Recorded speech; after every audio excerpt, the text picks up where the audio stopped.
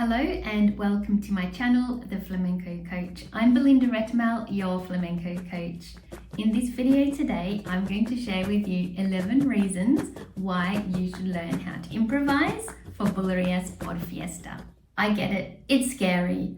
I also put it off for years and years and years. I mean, you'd rather be hanging out the washing or going to the dentist than improvising live out in the middle in front of everyone in class. I know it's not the easiest thing to learn. There's the structure for the singing, the structure for the dancing. It can all be varied. There are rules and then there are no rules. You can change things around.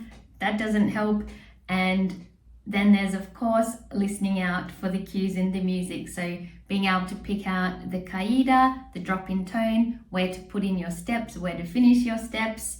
And what do you do when you finish your little dancing? Do you call for another letra? How do you leave the stage? What time is it to leave the stage? When do we finish?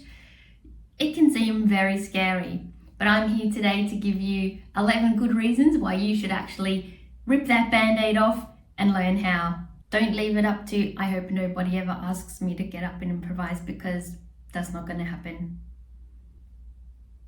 And this is actually reason number 1. If you love flamenco, sooner or later someone's going to ask you or even insist that you get up and dance and improvise out in the middle. So the sooner you know how, the better.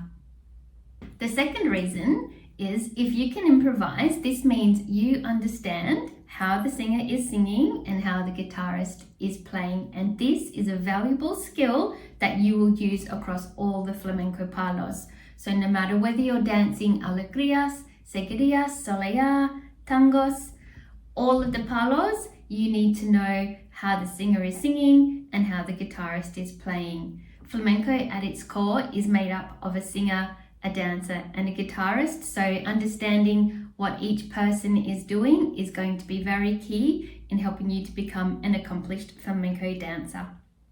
The third reason is that Bulerías makes up the macho of all 12 count palos. So the macho is the fast ending for all of the dances like alegrías and soleá, so your 12 count palos, they will end in bulerías. So knowing how to dance bulerías is going to help you when you're dancing those. The fourth reason is group bulerías.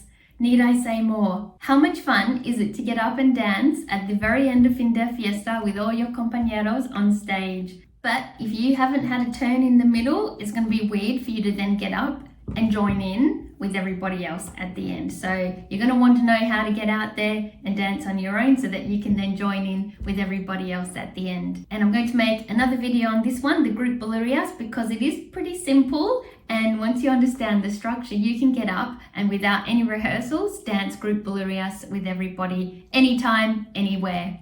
Reason number 5, the Bulerías Por Fiesta, it's short. It's like 1 minute long as compared to the other palos, which you could be out there for 10, 11, 12 minutes. Now that's a lot. I know it can sometimes feel like you're out there for an eternity. If you're not sure what you're doing, you feel pretty awkward. But if it's just one letra, one coletilla, you can be done in 1 minute. So you can do that. The sixth reason is that Bulerías Por Fiesta has a structure, just like all flamenco palos have a structure. So if you can understand the structure of a Bulerías Por Fiesta, you're well on your way to understanding how the structure works in all the other palos, because they all have a flow. You've got your beginning, your middle, your end. Now the other palos might have different parts to their structure, like the escobilla and the silencio, which aren't part of a structure for Bulerías Por Fiesta. That's okay. It's just getting an understanding of how a structure flows. So that's going to help you in all your other dances as well.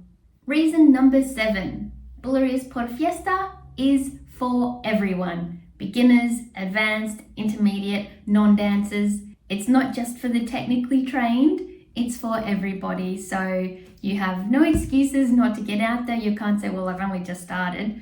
You don't even have to know anything about flamenco to get out there and improvise for Bulerías Por Fiesta other than the structure. And even the guitarist and the singer will get up and improvise at fin de fiesta as well. It's a lot of fun for everyone. Reason number 8, The longer you leave not learning how to improvise, the worse it is. And I am speaking from experience. I have danced for many years and I always brushed it under the carpet. I did not want to go out and improvise and I just left it for everyone else. The longer you leave it, the worse it is, because you're going to feel like you should know what you're doing. And if you don't, it's just very awkward. Yeah. Take it from me. Reason number 9. It's called improvisation, but it's not new steps every time you go out there in the middle. So we're not improvising from scratch. What you want to have is your 2 or 3 or 4 favorite moves that you've committed to muscle memory, and then use those same moves every time you go out to improvise. So you want to be putting your signature flair on them, dancing like you. We're not here to be synchronized dancers like in the National Ballet of Spain.